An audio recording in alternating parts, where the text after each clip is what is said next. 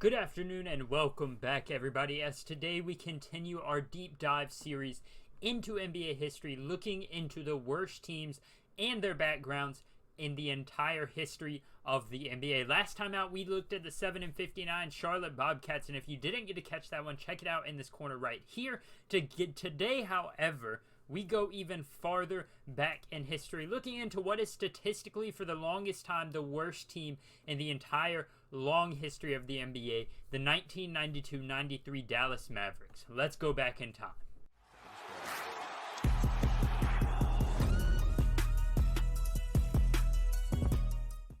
Obviously, nowadays, we all know what tanking is, but during the early years of the NBA, there were so few teams that most teams had no idea or had no thought process of losing to get a good prospect. This is why tanking was not really popular until about the late 90s, early 2000s. Most teams didn't even let the idea cross their minds. As for many, the first credited attempt at tanking was with the 1982 through 84 Houston Rockets, who were, after playing a very, very terrible season, able to draft Ralph Sampson #1 overall in the 83 draft. The next season, they did just as bad, if not worse, and they were able to draft all-time legend center Hakeem Olajuwon. In back-to-back #1 overall selections, they got massive centers and guys that would be a staple of their franchise. This left an impression on a lot of teams across the league, the idea that you could be bad and you could also reap the benefits of it. However, Dallas took this to a completely different level in the 1992 season, and a different approach at that. The Rockets at the time were still playing a large number of their veterans on their roster, but in 1992, the Mavericks finished, or 1990 through 91, the Mavericks finished with just 22 and 21 wins the seasons before. So the Mavericks essentially ditched any player with more than 5 years of NBA experience outside of 9-year veteran guard Derek Harper. Not a single player on the 92 roster had played more than 5 years in the NBA, and Moreland Wiley, a veteran considered for this team, was the closest with 4 seasons played. On top of this, the Mavericks boasted 4 total rookies on their roster, most notably future 14-year veteran Jim Jackson, pretty much the only one who would pan out of these rookies. He was drafted 4th overall by the Mavericks just the offseason before this season, so he was obviously expected to be at least a decent NBA player. Outside of Jackson, though, the other 3 rookies would only play a combined 5 seasons before being out of the NBA completely. This tactic was meant to be, by the Dallas front office, a way to figure out and understand which young prospect was going to be their future star. Obviously, looking back, we know who it is, but at the time, they did not.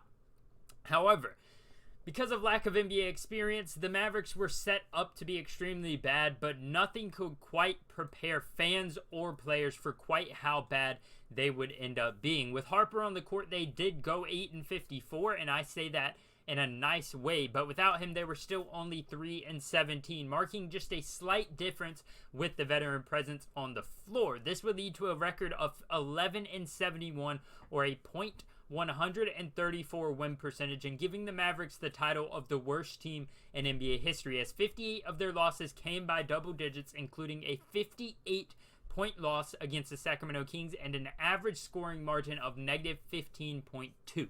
At the end of the season, nobody quite understood how historically bad this Mavericks team had been or how bad they would be looking back in history, but today they have become a symbol of tanking to perfection. They were able to get a few high draft picks, and we'll go ahead and look at what they were able to do with those draft picks across the next few seasons in the conclusion to this video. But to conclude this part of the video, the Mavericks would finish out the 1992 season, as I mentioned, 11-71, and teams and fans were astonished at how bad they actually were. And at the end of the day, this quite possibly could be one of the worst teams in NBA history, or not one of the worst team in NBA history. If you feel like this is the worst one, I want to leave it up to you guys to interpretation. Which team is the absolute worst?